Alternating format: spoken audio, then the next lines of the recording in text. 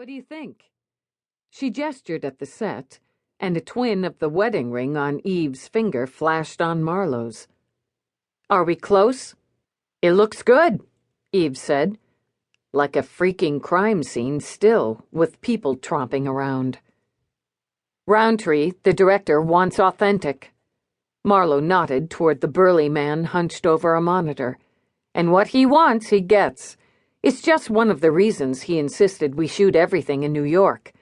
I hope you've had time to look around, really get a sense of things. I wanted this part the minute I heard about the project, even before I read Nadine First's book. And you, both of you, lived it. Now I'm babbling." She let out a quick, easy laugh. "Talk about a huge fan. I've steeped myself in all things Eve Dallas for months now. I even did a few ride-alongs with a couple of detectives when even Roundtree couldn't budge you or your commander to let me and KT ride with the two of you. And," she continued before Eve could respond, "having steeped myself, I completely understand why you put up the block." "Okay." "And babbling again. KT, come over and meet the real Detective Peabody." The actress, deep in discussion with Roundtree, glanced over. Annoyance showed in her eyes before she put on what Eve assumed was her meet-the-public smile. "What a treat." KT shook hands, gave Peabody the once-over. "You're letting your hair grow." "Yeah, kind of. I just saw you in Teardrop. You were totally mag." "I'm gonna steal Dallas for a few minutes." Marlowe hooked an arm through Eve's. "Let's grab some coffee," she said, drawing Eve out of the crime scene set and through the mock-up of the Icove home's second story. "The producers arranged for me to have the brand you drink, and now I'm hooked. I asked my assistant to set us up in my trailer." "Aren't you working?" "A lot of the work is waiting. I guess that's a similarity to police work."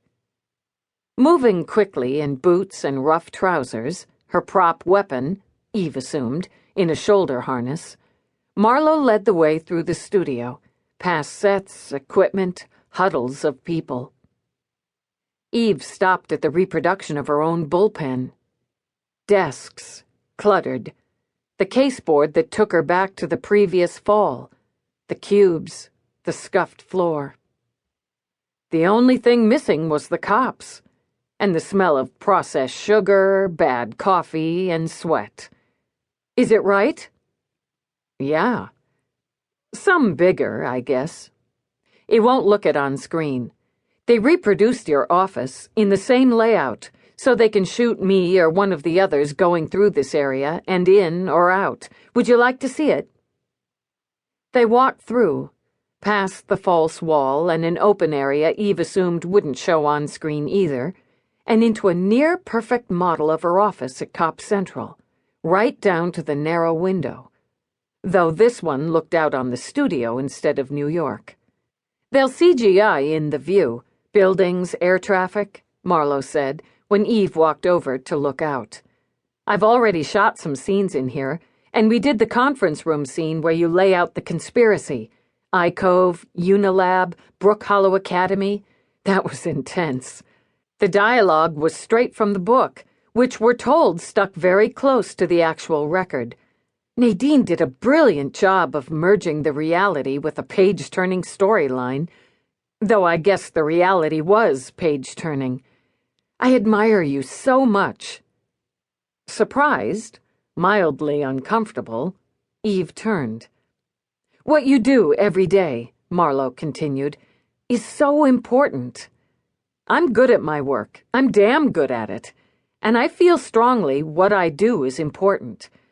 It's not uncovering a global cloning ring important, but without art, stories, and the people who bring those stories to life, the world would be a sadder, smaller place."